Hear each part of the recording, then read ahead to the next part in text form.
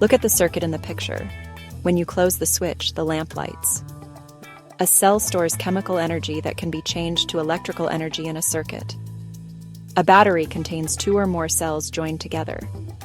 The cell in the circuit has two connections, called terminals. All cells, batteries, power supplies, and many other components have two terminals. The terminals are labeled with plus and symbols, meaning positive, plus, and negative. You can see these symbols in the photograph of these three cells. The photograph below shows one of the batteries from an electric car. You can see that the battery is made from many cells. When connected into a circuit, the negative terminal of a cell, battery, or power supply pushes electrons around in the wires. All materials contain atoms. Atoms contain smaller particles. An electron is one type of smaller particle in an atom. The flow of electrons in the circuit is called current. Some of the electrons in a metal are free to move. That means they can move through the metal.